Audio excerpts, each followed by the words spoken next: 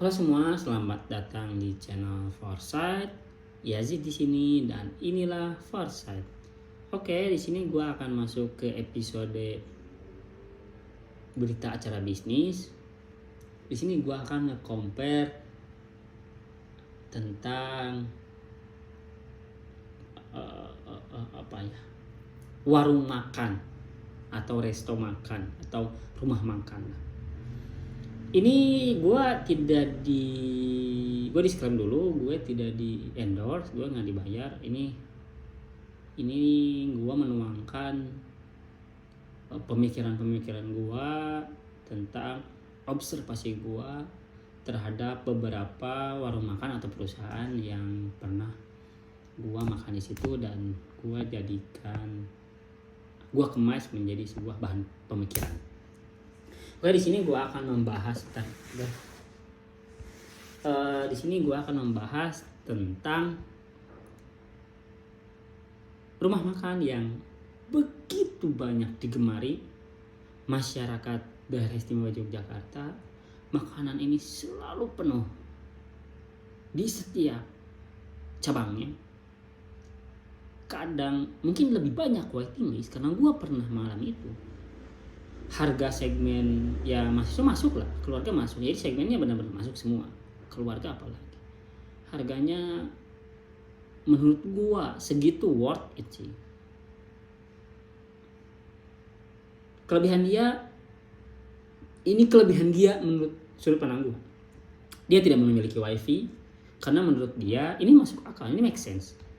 Karena menurut dia makan itu tidak untuk memperhatikan gadget. Dia menawarkan marketing dengan cara dia akan mengembalikan harga ketika rasanya tidak sesuai. Nasi bisa tambah lagi dengan gratis. This is please welcome warung spesial sambal.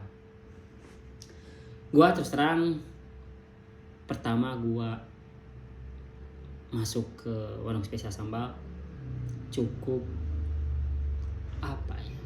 heran sih. Pertama tadi yang gue sebutkan nilai plus, awalnya gue itu minus, tidak ada wifi, sederhana, penyajian sederhana, nasi bisa tambah lagi, nggak rugi itu, ada bukan asuransi apa ya namanya, gue lupa. Garansi buat pengembalian uang kembali jika rasa tidak enak. Gue mikir apa nggak rugi gitu makanan ini. Ya akhirnya gue baru bisa mempelajari itu. Gue begitu sangat kagum dengan salah satu rumah makan ini karena menurut gue rumah makan ini berkenan di kehidupan gue, apalagi terkait soal rasa. Kemudian di Jogja makanan ini menjadi primadona, entah itu kalangan mahasiswa, entah itu keluarga, anak SMA, orang tua dan lain sebagainya. Tempatnya bersih dan lain sebagainya. Namun ternyata warung SS ini ternyata apa? Nanti gua lanjut. Gua break dulu. Membuka cabang selain di daerah istimewa Yogyakarta, selain di provinsi Yogyakarta.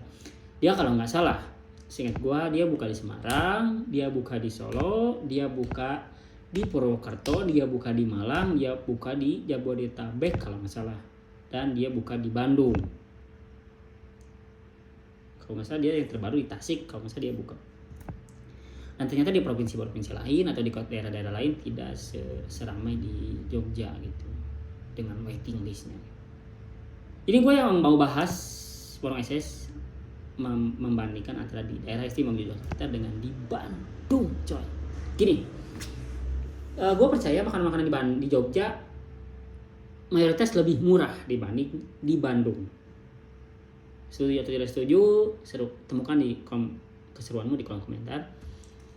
Karena menurut gua pasar Jogja itu selain ekonominya berdikari, selain keistimewaan provinsi dan regulasinya, banyak kampus yang menurut gua akan minim untuk laku jika harganya lebih mahal.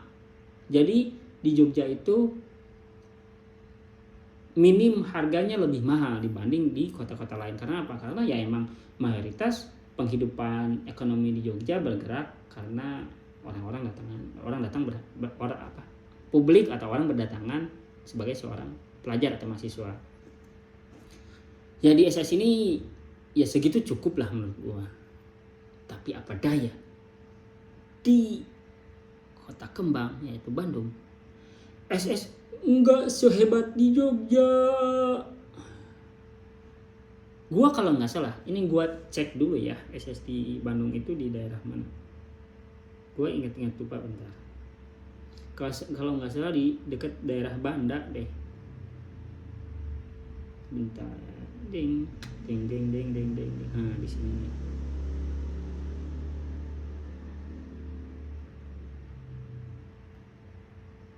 Ini pos. Nah ini benar kan, di Jalan Bawean. Dan apa yang terjadi? SS gak seramai di Jogja. Gue gak tahu sih, padahal mungkin kayaknya harganya lebih murah deh dibanding makanan lain di kafe lain di Bandung. Tapi ternyata kenapa orang-orang Bandung itu lebih suka makanan lain selain SS? Ini menurut riset dan observasi gue ya. Gue ngeliat gak seramai di Jogja, gak kayak waiting list, gak penuh, parkiran gak penuh. Nah ini yang membuktikan ternyata tiap daerah itu memiliki perbedaan atau kecenderungan perilaku konsumen. Menurut gue, harga murah di Bandung tidak menjadi jaminan bahwa produk itu akan lebih laku. Karena sekalipun di salah satu coffee shop di daerah Progo 80.000 anjir. Gue akan sebut namanya. Itu lebih dari harga kopi dengan logo gini. Suruduk Starbucks lebih dari itu loh. Dan itu laku. Gue heran sih. Maksud gue gini. Ini yang harus banyak dipelajari oleh entrepreneur. Ini yang harus banyak dipelajari oleh pelaku bisnis UMKM dan lain sebagainya, bahwa kita harus benar-benar bisa paham terhadap perilaku konsumen di tiap daerah. Ini untuk apa? Ini untuk memanajemen risiko kerugian, risiko tidak laku, risiko kebangkrutan mungkin someday, we never know. Sampai pada saat kita harus benar-benar paham. Emang kita harus memulai, tapi kita harus lebih hati-hati. Sekelas SS loh, sekelas SS Raja di Jogja, spesial Big Boss, tidak sehebat itu di kota lain, salah satunya kota Bandung.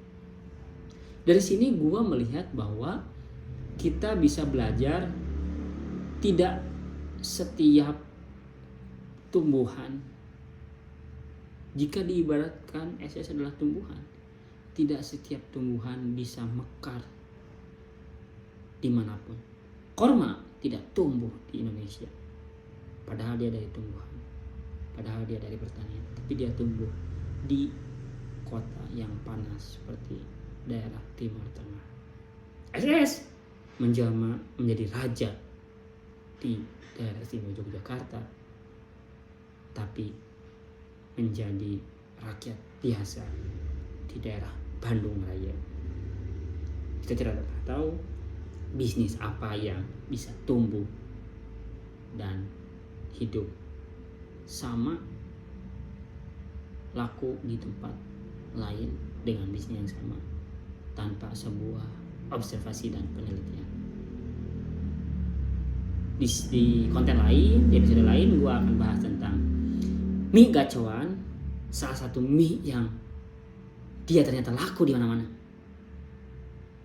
Apa tipsnya? Nanti gue akan bahas di video selanjutnya. Terima kasih sudah menonton. Like jika Anda suka, dislike jika Anda tidak suka. Temukan keseruanmu di kolom komentar. Jangan lupa subscribe. Selamat ketemu di video selanjutnya. Ya di sini. Dan inilah Forset. Dadah.